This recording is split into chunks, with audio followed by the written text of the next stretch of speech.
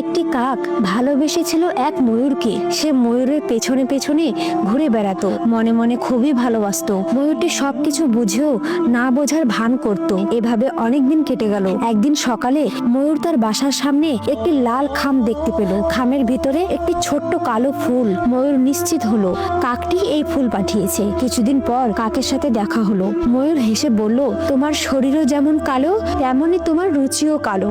এত রঙিন রঙিন ফুল থাকতে কালো ফুল পাঠালে, এটাই কি তোমার ভালোবাসার ভাষা?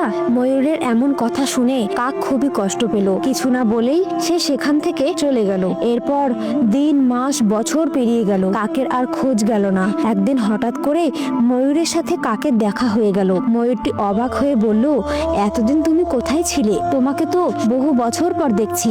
আমার রূপ দেখে সবাই আমাকে ভালোবাসতে চায়, তুমিও তো ভালোবাসতে চেয়েছিলে, তবে কেন আমাকে নিজের করে পাওয়ার চেষ্টা করলে না? কাক গভীর চোখে তাকিয়ে বলল, তোমার রূপ দেখে ভেবেছিলাম হয়তো তোমার মনও ততটাই সুন্দর, কিন্তু যেদিন দেখলাম তুমি একটি ফুলের রং দেখেও ভালোবাসার মান বিচার করো, সেদিনই বুঝেছিলাম আমি ভুল পথের সন্ধান করছি। তখনই নিজেকে সরিয়ে নিলাম। ময়ূর কিছুক্ষণ চুপ থেকে বলল, এখন যদি আমি তোমাকে পেতে চাই তবে কি তুমি আমাকে ভালোবাসবে?